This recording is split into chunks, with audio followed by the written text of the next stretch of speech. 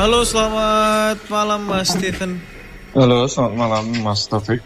Ya, Suara saya terdengar jelas nggak Mas? terdengar jelas Mas. Terdengar jelas ya? Ya, Mas Steven tuh ini ya yang waktu itu di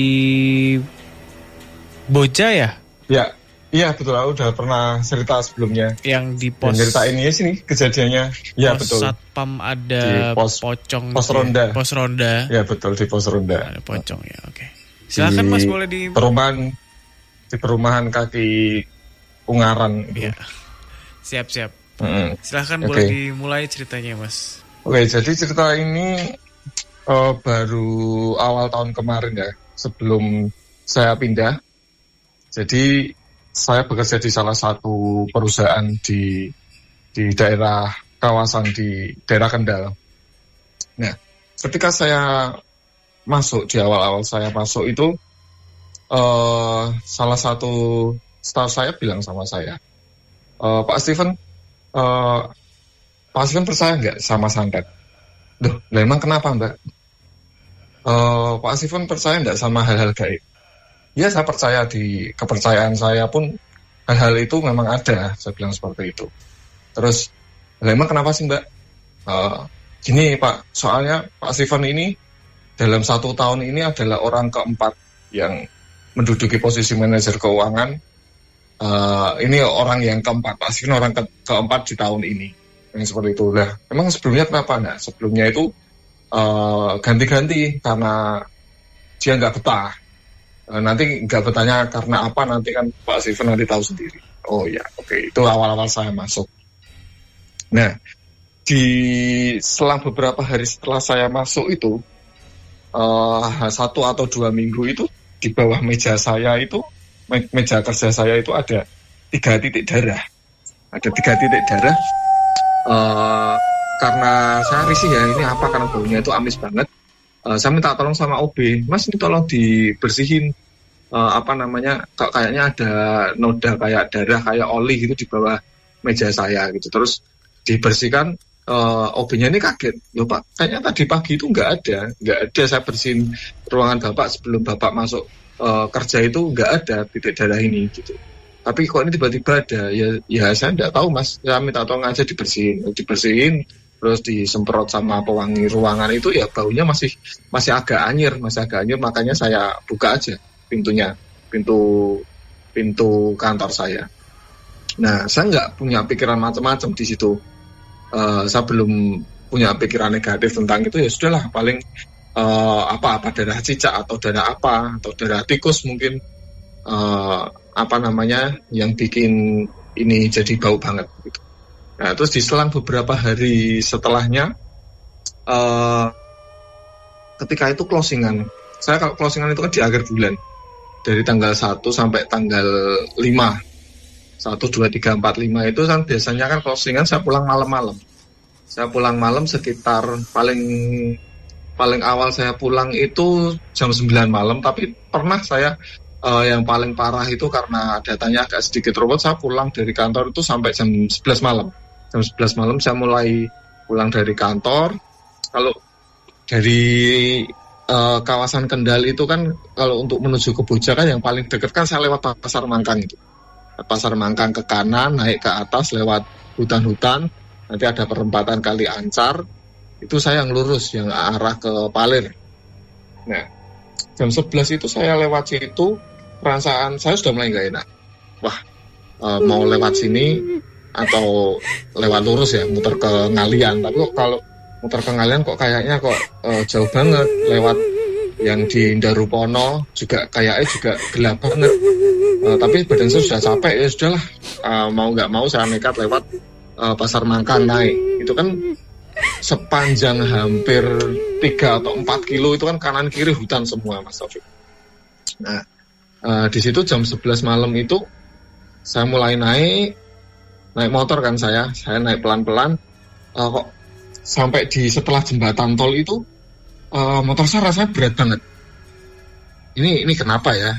Motor berat banget. Saya sempat turun, sempat lihat ban-bannya enggak apa-apa, mesinnya enggak apa-apa. Cuman itu buat ngegas itu, saya gaspol itu nggak pernah lari kencang, cuman jalan 30-40 km, tapi kayak ngeden gitu loh Mas, kayak ngeden. Terus sampai di perempatan Kali Lancar itu sama sekali nggak ada motor atau mobil pun yang lewat, karena ketika itu juga sempat gerimis ya, jadi nggak ada orang yang lewat sama sekali. Akhirnya ya nekat lah, ini dari perempatan itu kalau saya ke kiri tembusnya ke Kedung Panik, kalau lurus tembusnya ke Palir. Nah, saya akhirnya memutuskan lewat Palir, karena saya memang biasanya lewat Palir kan lebih dekat, nanti yang tembusnya ke Sabara itu. Lalu saya lewat sana. Setelah perumahan Palir itu di kanan jalan itu kan setelah 300 atau 200 meter itu kan sebelah kiri kan ada Sendang itu. Saya kalau pulang agak terang itu kan kelihatan Sendangnya, sebelah kiri ada Sendang, sebelah kanan itu ada kuburan. Nah sampai di situ, nah itu motor saya tuh sudah tidak bisa digas sama sekali, sudah tidak bisa digas. Terus kemudian saya berhenti sebentar lah.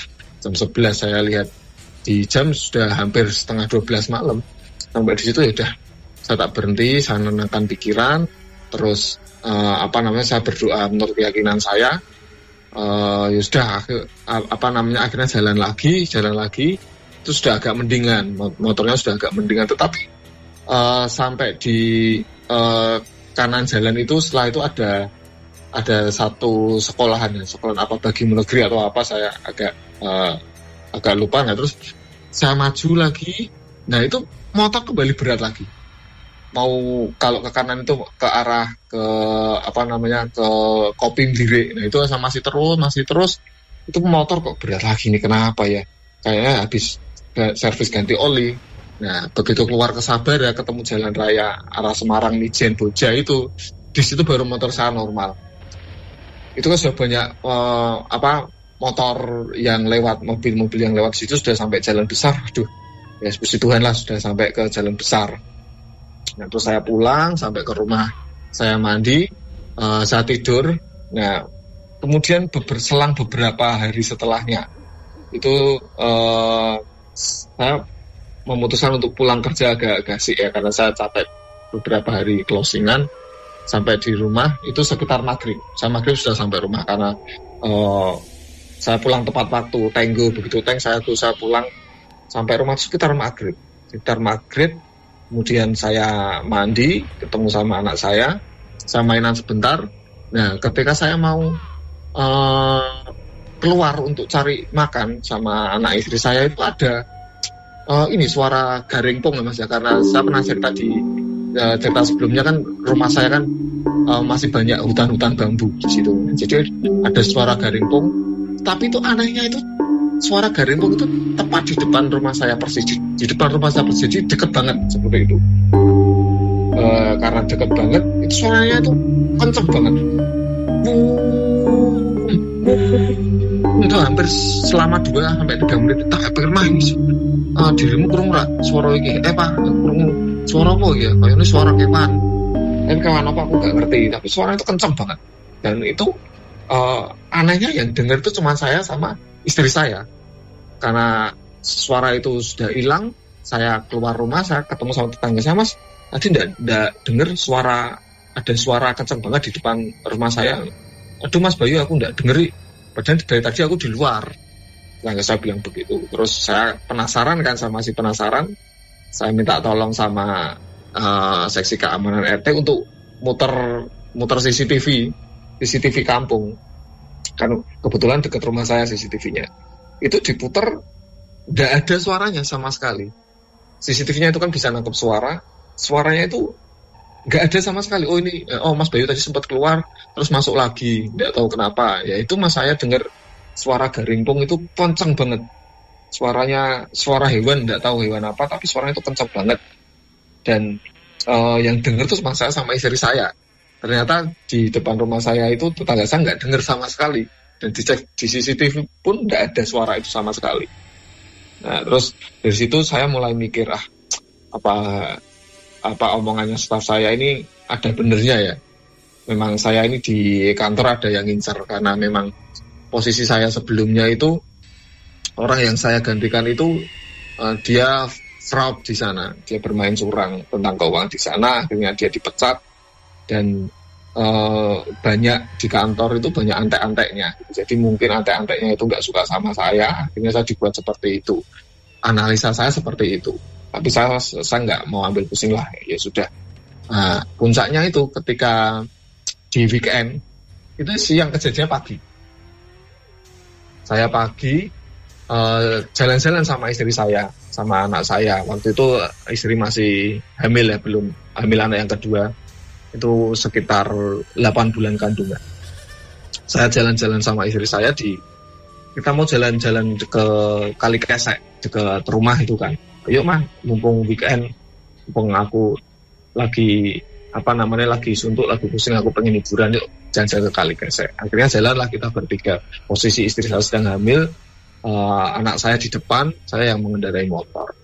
Itu kan kalau kita mau dari Boja ke jalan ke arah Kali Kesek, daerah Limbangan itu kan kita lewat ke ya daerah Limbangan itulah, ada lapangan, itu harusnya setelah lapangan itu kan saya belok ke kiri naik ke Kali Kesek. Nah itu entah kenapa saya itu kayak orang linglung, kayak orang ngeblank.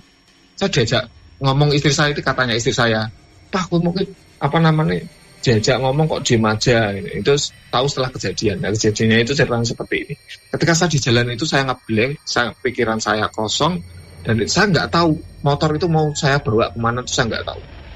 Nah, akhirnya yang harusnya saya belok ke kiri naik ke Kali Kesek dari arah Limbangan, akhirnya saya ngikuti jalan itu. Jalan itu mau arah ke Sumawono ya jadinya, kalau lurus kan ke arah Sumawono. Ya sebelum tanjakan Durian itu yang tinggi itu, tanjakan yang pertama itu, ke arah kanan itu kan ada jalan, nggak tahu saya itu tembusnya kemana. Ada jalan raya yang ya agak besar tapi nggak terlalu besar. Saya ngikutin truk di situ, situ diajak omong istri saya tuh, katanya saya kayak orang linglung, saya nggak jawab sama sekali. "Pak, kamu mau kemana?" Tapi saya nggak jawab, saya naik motor, nggak tahu sampai kemana. Ada jembatan kali besar. Setelah kali jembatan besar itu tiba-tiba saya jatuh. Saya kecelakaan, tunggal saya, istri saya dan anak saya itu sudah kecelakaan di sana di depan rumah warga. Katanya warga di situ saya kepleset solar. Nah, begitu kepleset solar itu saya baru sadar, ketika saya jatuh badan semuanya saya lecet-lecet, luka-luka semua, saya baru sadar, loh kok tekan kene mah, iki nggon opo? Lah kowe mau kan tak jak omong kok kenapa ora nyauri, malah lurus terus, malah tekan kene, iki daerah opo? Aku ya ora ngerti, saya bilang seperti itu. Nah, itu sama warga, diangkat ke rumah warga. Waktu itu saya khawatir sama anak saya, sama istri saya, karena istri saya anak yang kedua 8 bulan itu. "Gimana mah, kandunganmu gimana?" Yus tak panggil ke Pak RT aja, tak suruh ke sini. Ra usah apa, yang penting motornya bisa jalan. Aku enggak apa-apa, cuman istri saya itu lecet-lecet semua, saya juga lecet-lecet, tangan saya, kaki saya lecet-lecet semua, parah lah, karena itu kecelakaan tunggal, kepleset solar, dan motor itu sampai terguling, sampai muter-muter 2 kali. Dan anehnya itu, ajaibnya itu, anak saya yang pertama yang gonceng di depan itu lecet saja enggak. Bayangin, padahal sudah motor sudah jatuh seperti itu, saya sama istri saya aja sampai terpental, anak saya juga terpental. Ketika saya sadar, tak lihat, loh Nang, kok kamu nggak kenapa-napa, lecet aja enggak. Nah itu saya jadi tanda tanya, pertanyaan gitu, kok bisa seperti ini ya. Akhirnya saya cerita sama tetangga saya ini juga kebetulan dia saya minta pendapat lah, karena dia juga saya anggap paham dengan hal seperti ini. Karena sebelumnya saya juga sudah pernah cerita sama tetangga saya ini, dia bilang, "Aduh Mas Bayu, kowe kudune aja metu-metu sik, awakmu iki lagi diincer. Sing ngincer teko sapa? Aku ya ora ngerti, sing jelas awakmu iki diincer karo wong kantore sampean. Cuman iki dhek rak wani mlebu omahmu. Paling yo ning jaba tok. Nah delalah iki pas apese sampean, sampean pas metu, sampean pas kena." Nah, seperti itu cerita dari saya, Mas Taufik, Mas Febri. Mungkin kalau bisa dijelaskan sebenarnya yang terjadi itu seperti apa gitu. Terima kasih Mas Taufik, Mas Febri. Tapi ini seru banget sih. Saya mendengarkan seru, cuman yang pertama saya ingin sampaikan, saya prihatin juga ya Mas ya. Karena bagaimanapun kondisi yang dihadapi kan bukan kondisi yang ideal ya. Sedikit beresiko juga, bahkan interaksinya bahkan sampai ke kecelakaan tunggal gitu ya. Silakan Mas Febri. Akhirnya kita nemuin cerita yang seru. Selamat malam Mas. Mas Steven. Steven atau Bayu ini? Steven Bayu. Ya. Selama saya mau panggil siapa? Mas Bayu enggak apa-apa. Saya di kampung dipanggil Bayu, kalau di kantor dipanggil Steven. Tapi berarti masih di kantor yang diceritain ini kah, Mas? Atau udah? Enggak. Sekarang saya sudah resign, sudah pindah pertengahan tahun kemarin karena enggak kuat mental Mas Adi itu ternyata. Ya. Alhamdulillahnya masih dilindungi gitu ya Mas ya. Iya. Mas. Jadi kalau saya dengar cerita ini ya Mas ya, memang dari awal itu memang sudah diincar gitu Mas. Jadi apa ya, kayak dibuat nggak betah, terus apa ya, kayak kalau orang Jawa bilang itu ditunggu cilakane gitu loh Mas. Jadi si oknum ini ya, kita sebut oknum ini, itu memang membuat Mas Bayu ini gimana caranya supaya Mas Bayu ini nggak betah di situ gitu loh Mas, nggak betah bekerja di situ gitu. Iya. Gimana pun caranya, entah itu membuat sakit Mas Bayu, entah itu membuat bingung Mas Bayu, bahkan entah itu mohon maaf ya, entah membuat istilahnya kayak membuat sampai yang meninggal gitu. Gimana pun caranya gitu Mas. Dan ya alhamdulillahnya tadi masih dilindungi ya, masih sehat gitu ya Mas ya, walaupun hanya lecet-lecet gitu ya. Jadi yang dialami sama Mas Bayu ini pada waktu keluar itu tadi ya, keluar jalan-jalan itu tadi,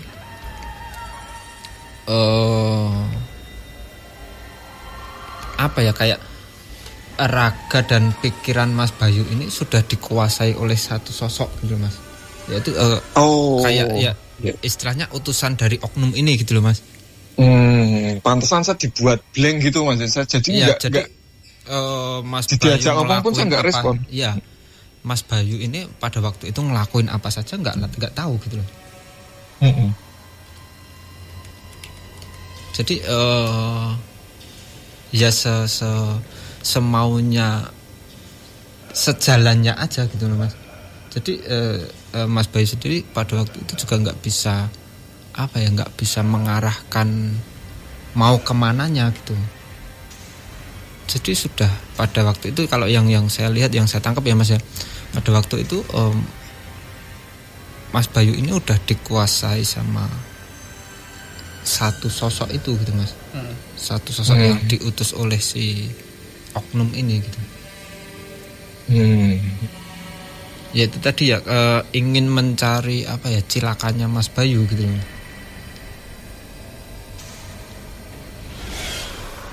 Ya, paham saya sekarang. Jadi oknum ini itu melakukan hal apa saja ya supaya Mas Bayu ini nggak betah bekerja di situ. Intinya seperti itu gitu Mas. Tapi berarti total berapa lama tinggal di situ Mas? 6 bulan, sekitar 6 bulan saya kerja di tempat itu. 6 bulan ya. Iya. Kalau memang kalau yang saya lihat ya Mas ya, di perusahaan tersebut itu memang banyak sekali orang yang mainan seperti itu. Ya betul sekali Mas Ferdi. Itu nggak 1-2 orang aja yang ngomong. Memang mainannya seperti itu Mas. Iya. Ya. Soalnya kebanyakan orang pendatang, dia nggak asli orang Kendal atau asli orang Semarang, tapi adalah daerah utara sana. Kebanyakan dari sana. Apa ya? Orang-orang yang bekerja di situ itu kejam gitu loh. Ya betul. Berani melakukan apa saja demi untuk melengsarkan teman kerjanya gitu. Betul, related banget. Pantesan kok saya ini Itu, bukan orang yang pertama yang mengalami seperti ini. Kalau yang saya tangkap di perusahaan tersebut ya Mas ya, orang-orangnya seperti itu. Wis. Tapi mohon maaf Mas, emang ini ya perusahaannya ini banget ya, maksudnya kayak secara benefit dan sebagainya itu emang bikin orang tuh gelap mata gitu ya? Ya karena itu kan saya boleh sebut sektor perusahaannya Mas. Boleh. Dia kan bergerak di bidang furniture ya. Furniture ini dia full export semua. Jadi memang ini benar-benar lahan basah. Kalau memang ini nggak dipegang sama orang yang jujur, ya perusahaan ini jadi bancaan dalam tanda kutip. Tapi ketika saya masuk ke sana, saya berusaha membenahi sistem keuangan dan sebagainya. Saya melakukan audit mulai dari gudang sampai ke depan, sampai ke pengiriman ke semuanya. Memang temuan saya fraud semua, nggak ada yang benar semua kerjanya. Makanya ketika saya masuk kan sistemnya saya ganti semua. Dan mungkin dari situ mereka mulai nggak suka sama saya. Gitu. Yep, oke. Make sense. Tapi alhamdulillah ya, puji Tuhannya masih diselamatkan ya. Masih diberi alhamdulillahnya. Iya, betul. Puji Tuhan sampai sekarang saya sudah resign dari tempat tersebut. Tapi saya beberapa waktu yang lalu saya sempat kontak juga dengan mantan staf saya itu. Ternyata yang gantiin saya ini juga mengalami hal yang sama. Ya memang yang seperti yang saya bilang tadi ya Mas ya, memang karyawan-karyawan di situ memang ya pada mainan seperti itu, hal-hal seperti itu gitu Mas. Berarti oknumnya belum hilang, masih di situ semua. Iya. Dan itu banyak, katanya banyak, nggak cuma 1-2 orang tok. Enggak. Iya hampir betul. Sebagian. Iya kan hampir sebagian betul. Iya. Karena sebagian memang berasal dari daerah sana. Oh iya oke, kayak related Mas Febri. Mainan seperti itu ya. Dan betul. Sangat tega ya, kalau menurut saya sangat tega. Betul. Kita. Saya penasaran. Betul, kalau dengar ceritanya itu dari teman-teman yang lalu itu, bahkan mereka main dukun itu ya sempat terang-terangan. Bahkan teman saya waktu itu cerita sampai perang antar dukun waktu itu, sampai yang perutnya diisi inilah, diisi itulah. Jadi yang satunya nggak terima dibalas lagi pakai dukun yang lain. Itu ceritanya yang berkembang seperti itu. Saya pikir cuma hoax, ternyata ya malam ini saya temu jawabannya. Related banget ternyata. Tapi ini asli pabrik punya Indonesia atau kayak kerjasama sama luar negeri? Ini PMA, karena ini kan full ekspor kan, kita PMA, penanam modal asing. Ini yang punya orang Inggris. Oh, I see. Ya, jadi pekerjanya semuanya lokal semua. Ini kalau yang saya lihat ya Mas ya. Iya. Ini sudah seperti gudangnya jin gitu ya. Gudangnya jin apa ya? Jin suruhan-suruhan itu gitu. Jadi yang mendominasi sosok astral yang ada di situ, yang mendominasi itu malah sosok-sosok yang dari bawaan-bawaan dan dari kiriman-kiriman itu Mas, yang mendominasi gitu ya. Ketimbang sosok yang asli situ gitu ya. Lebih banyak sosok yang istilahnya apa ya, kayak pendatang. Mereka gitu bawa oknum itu bawa. Iya. Banyak yang itu. Tapi sebenarnya kalau bersosialisasi sama teman kerja manis Mas atau enggak? Jadi memang frontal kita kan ada geng nih. Jadi ada orang Semarang sendiri, orang Kendal sendiri. Ini saya sebut aja daerahnya ya, orang Jepara sendiri. Nah, dari situ kan geng-gengan itu akhirnya ya kelihatan, oh ternyata orang ini seperti ini. Banyak yang lebih lama kerja dari saya itu dia cerita, hati-hati sama orang ini, soalnya orangnya itu begini. Dia gawanannya raja, dia pokoknya hal gaib seperti itulah Mas. Oke. Sore malam ini terjawab dan saya penasaran juga sih sebenarnya. Tapi kalau harus tadi sudah saya share tadi Mas Taufik. Harus daftar kerja sampai ke KIK jauh banget tuh, rumah saya Ungaran Mas. Mas, terima kasih Mas Steven ya, Mas Bayu, selamat malam. Oke, selamat malam Mas Taufik, Mas Febri. Selamat malam, terima kasih.